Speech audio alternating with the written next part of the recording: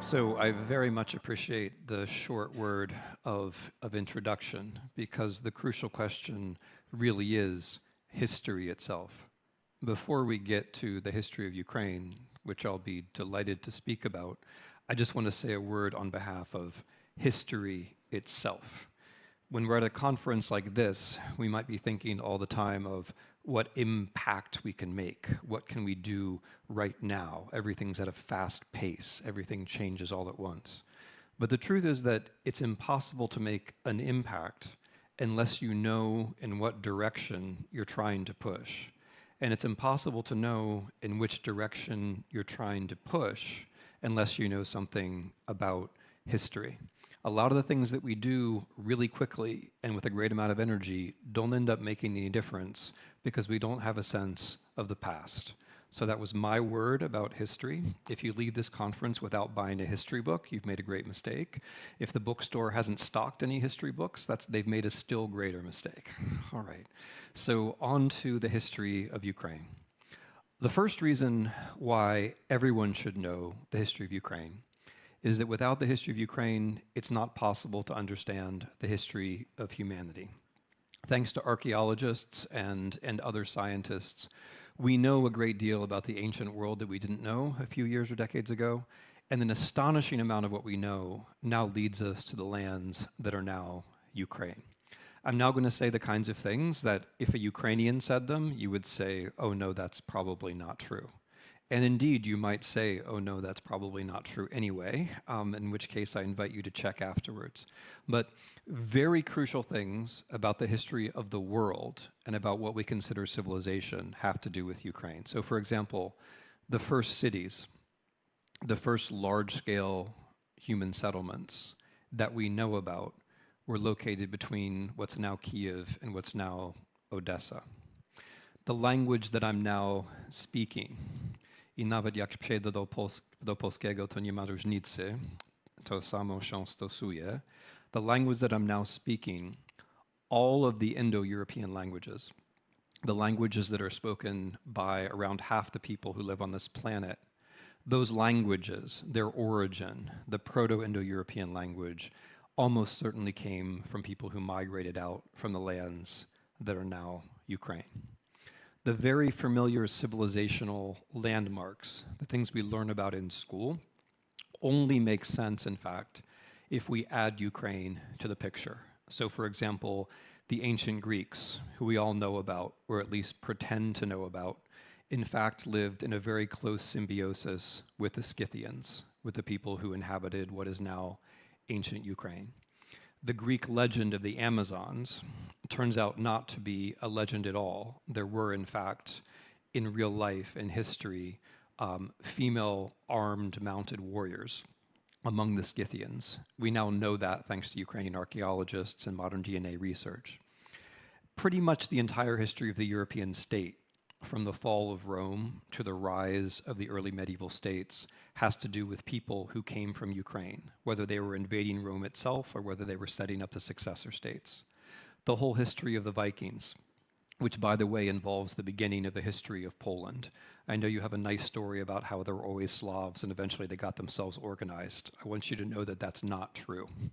Slavs never get themselves organized. Remember that, and you will have a better, brighter future. It's so good that you can laugh at yourselves now. That's really wonderful. If I tried that with other Slavs, it wouldn't necessarily work. Or maybe it was the Scandinavians who were laughing, right? They were like, yeah, we're the ones who organized the Slavs.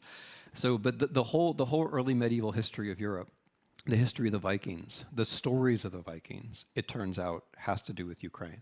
I just mentioned these landmarks because actually the history of the West, or of civilization, or if you like, the world, doesn't make a lot of sense without Ukraine. The bits and pieces that we get from school fall into place if you know something about the history of Ukraine.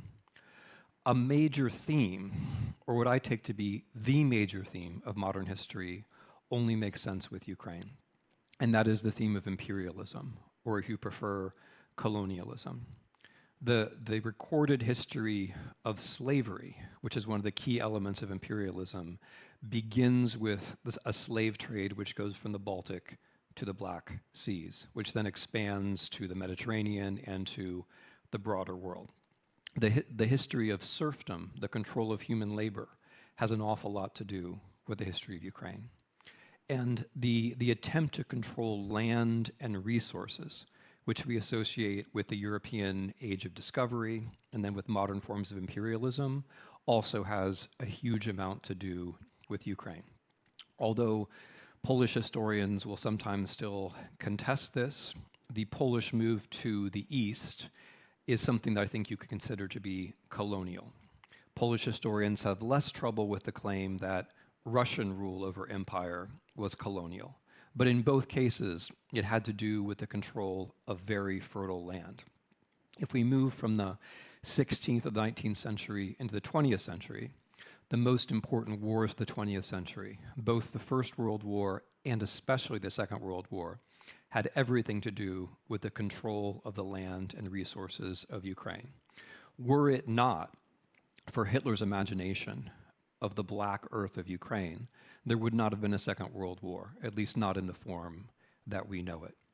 And this imperial theme to Ukrainian history is not only important to know, it's important to know, if you're Polish, that the reason why the Wehrmacht went through Poland was to get to Ukraine. It's important to know, if you're commemorating the Second World War, that the major war aim of the Germans was in fact Ukraine.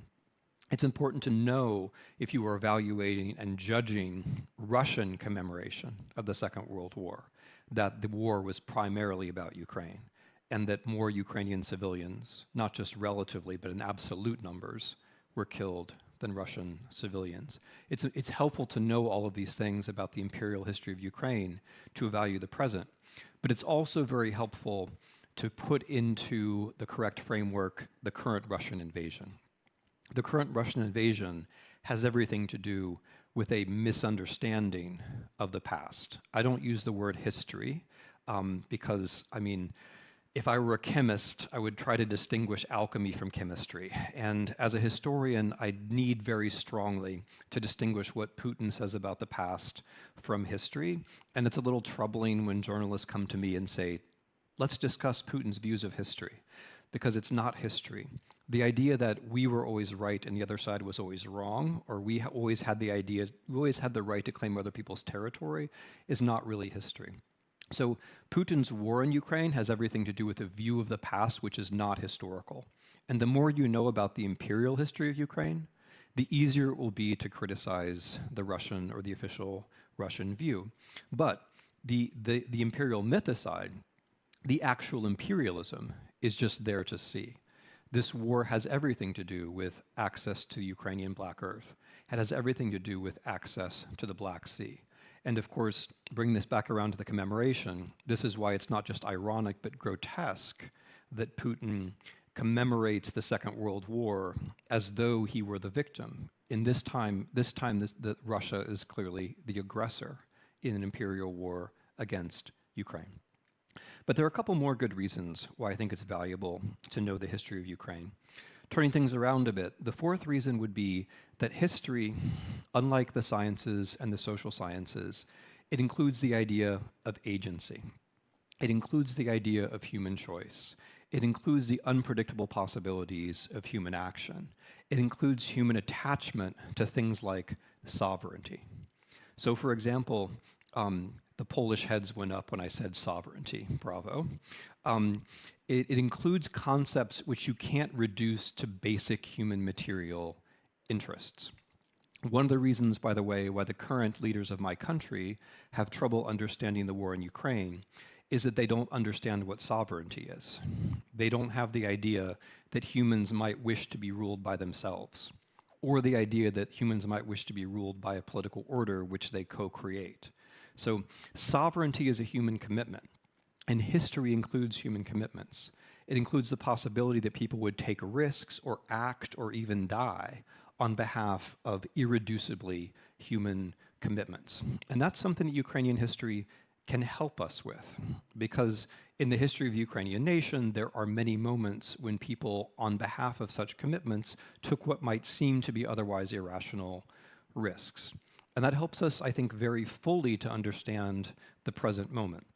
Because in my country, and not only in my country, the idea of Ukrainian resistance in February 2022 or January 2022 seemed nonsensical, but nevertheless, it happened.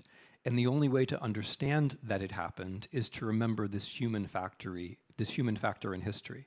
And for me, this is incredibly important because, of course, we can interpret history in various ways, and we always will. But what makes history special is the presence of the human beings and the presence of the human beings who may act for irreducibly human reasons, which can't be reduced to what is materially good, which can't always be reduced to transactions. The final reason that I think history is very important is that it helps us to formulate the stakes and the future. Of course, in 50 years' time and 100 years' time, this will all look very different. But I think we can say with some confidence that what the Ukrainians have done in the last 3 years will be in the same category as what Solidarity did in Poland in the early 1980s, or in the same category as what the British did when they fought alone in the Second World War between 1939 and 1941. I think it's going to be seen as one of those moments, one of those sets of actions, which, although unpredictable, although not necessary, although not expected by many, was nevertheless crucial to upholding and making possible a certain understanding of what politics should be about. And without history, without being able to put the Ukrainians into a broader set of events which we modern people care about, like the Battle of Britain or like Solidarity, we're not able to see what the stakes of this war are. And that's the note that I want to close on. We're in a moment, we're in a week, we're at a time when many of us are talking about peace in Ukraine. And I think unduly influenced by Trump and his people, we think about peace in terms of a transaction. We use the terrible English word deal, which in my view, no one should ever use because it's a magical world. It's a magical word. The idea of a deal is somehow that we'll just get together and we'll sort it out and everything will be okay, right? But when you think of history, you recognize that things are more complicated, more interesting, but maybe in some sense more promising. So the note that I wanted to close on is the note of, given this history, given the structure of this war, how would we be thinking about a future in which there could be peace? What are the things that might be necessary? Or given the historical significance of this war, what are the things that the Ukrainians might deserve? And the list is long, but I would name just a few things which I hope we'll keep in mind over the next few days. One is, they deserve to have their children back. The tens of thousands of children that have been kidnapped, they deserve to have back. They deserve to have their borders recognized, at least de jure. They deserve reparations. If we think of the examples of 1945 or 1989, it's obviously clear that in the package of what one would get as the victim of war like this would be reparations. And again, in the context of 1945 or 1989, or the history of Poland, the recent very fortunate history of Poland, becoming a member of the European Union or becoming a member of NATO would be natural. Now, I'm not saying that all these things are going to happen. What I am saying, though, is that a broader view of history helps us to take a breath, helps us to see the stakes, gets us out for a moment of being bombarded by the constant framing and the constant manipulation and the constant incoming information, and helps us to see something about what, like, the next historical step for Ukraine in a slightly better world might be. Thank you very much.